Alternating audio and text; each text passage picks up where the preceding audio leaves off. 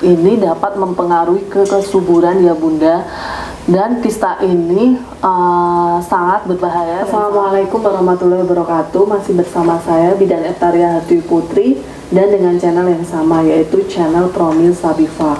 Di sini saya akan membahas mengenai jika ibu atau bunda mengalami kista, apakah tidak bisa hamil atau mempengaruhi kesuburan.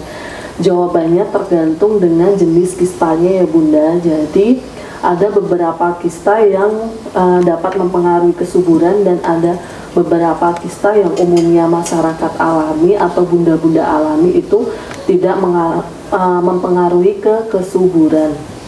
Jadi kista yang aman atau kista yang di dalam ovarium akan tetapi tidak mempengaruhi kesuburan. Yang pertama, kista fungsional. Kista fungsional ini biasanya tumbuh waktu menstruasi.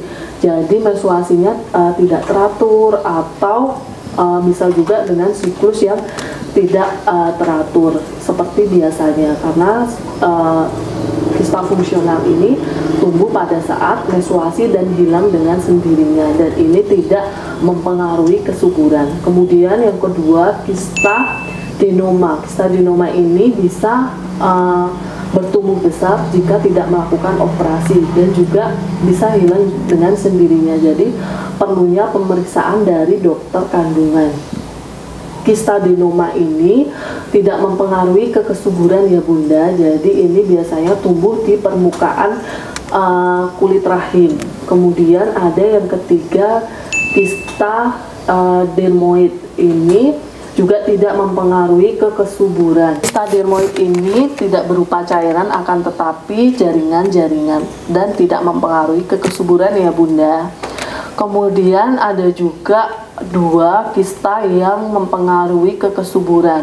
Jadi perlu dilakukan pemeriksaan atau penanganan dokter untuk wanita yang mengalami kista ini. Yang pertama, kista endometritis, yaitu kista yang membungkus rahim atau endometrium. Ini dapat mempengaruhi kesuburan ya Bunda, dan kista ini sangat berbahaya dan sangat mengganggu aktivitas Bunda. Jadi perlu penanganan dari dokter.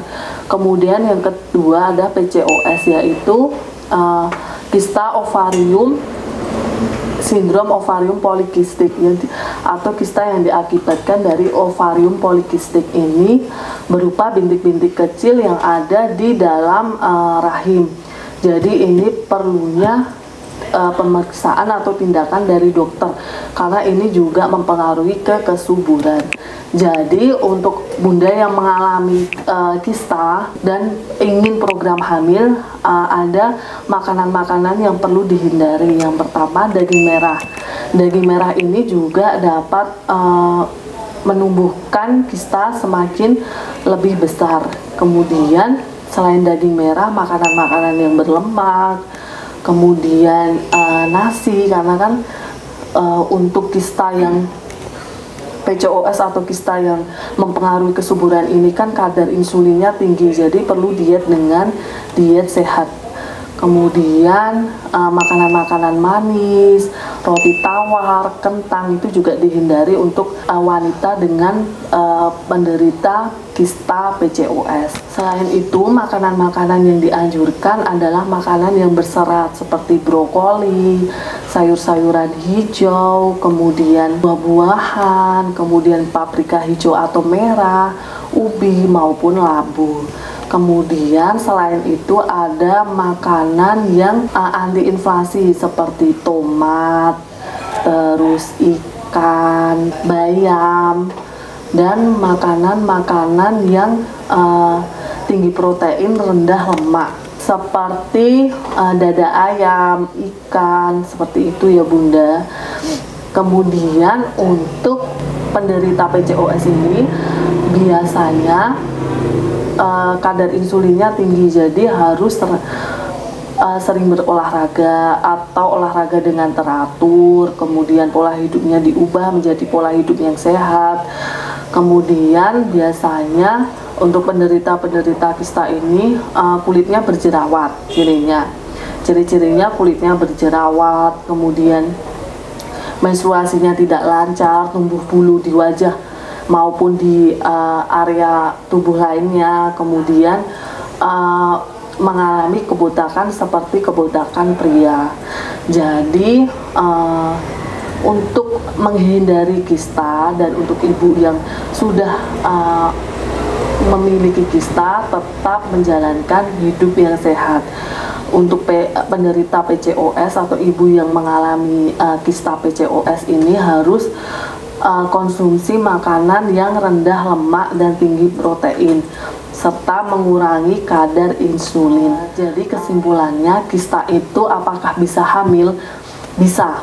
Ibu yang memiliki kista itu bisa hamil, akan tetapi kita tahu dulu jenis kistanya. Jadi perlu dilakukan pemeriksaan ke dokter kandungan, karena biasanya bunda-bunda itu yang mengalami kista itu kalau kistanya sudah besar baru tahu, kalau kistanya masih kecil-kecil itu belum dapat diketahui. Jadi perlunya pemeriksaan ke dokter kandungan, bisa juga nanti di USG ya Bunda. Itu saja yang bisa saya sampaikan. Semoga bunda-bunda yang ada di sana tetap sehat. Semoga bisa menggapai garis 2. Salam sehat semuanya dari saya. Jangan lupa di like, subscribe, komen, and share. Assalamualaikum. Kabar gembira untuk para bunda semuanya, telah dibuka kelas Promil Sabifa. Alhamdulillah aku isi dalam 30 hari. Untuk info lebih lengkapnya silahkan cek link di bawah ini, dan untuk terapinya gratis. Jangan sampai ketinggalan bunda.